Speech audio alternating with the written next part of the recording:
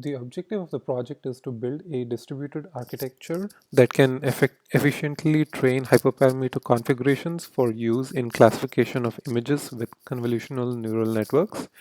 We also get the time and cost benefit of using such a distributed setup. The problem statement is image classification of skin lesions on various patients and classify whether or not the lesion is malignant. We use images from the ISIC archive dataset, which has about 7,037 total skin lesion images. 767 of those are malignant. Since the whole tar was not available for download, we wrote a scraper to call the REST API and download the images one by one.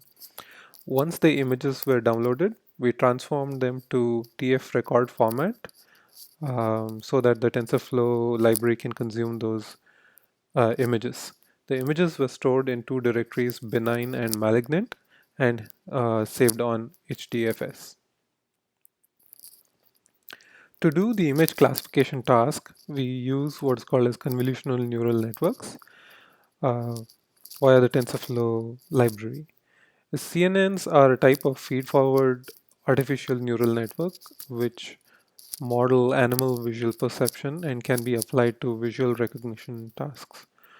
Um, we used an existing CNN Inception v3 model, which was pre-trained on several images to predict on different classes.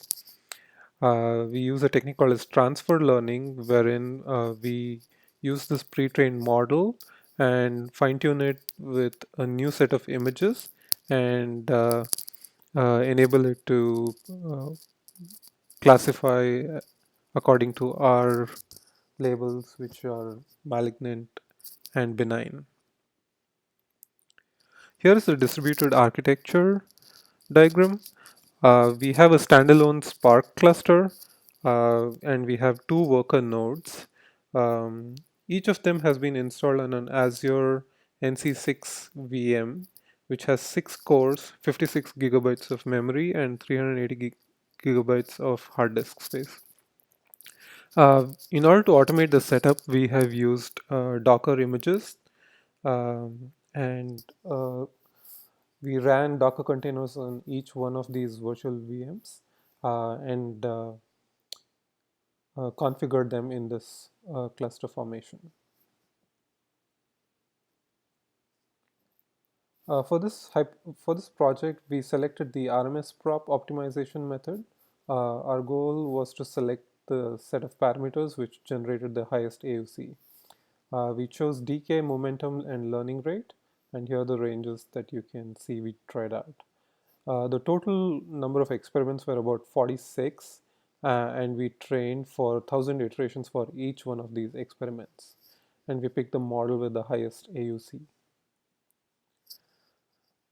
Here's the runtime comparison. You can see that with a single node with 46 experiments, it would have taken 46 hours.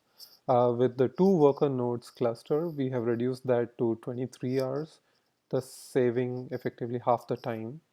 And we project that with n worker nodes, we will save a further 1 by n. So for the 4 worker nodes, we would cut it uh, to 1/4 the original time.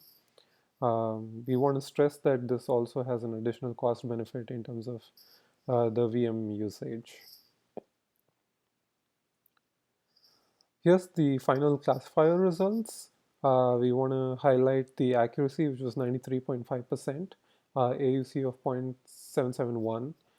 We also have different other metrics like precision, recall, F1 score for the different categories, and an average on total.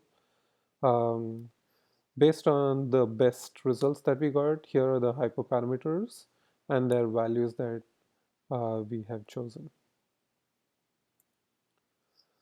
In conclusion, we'd like to say that we were able to create a proof of concept architecture with a Spark cluster that was not only able to efficiently reduce the time of evaluation and training, but also gave some promising results in terms of accuracy of the model. We can do more by uh, adding more nodes to the cluster, and some other steps that we will discuss.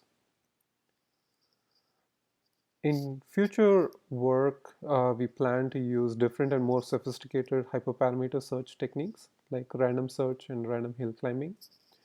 We want to analyze how many nodes that we can add to the cluster without hampering the performance of Spark.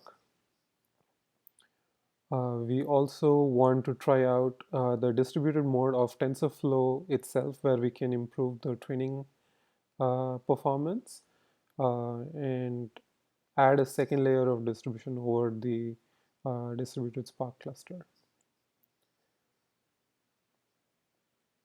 Thank you.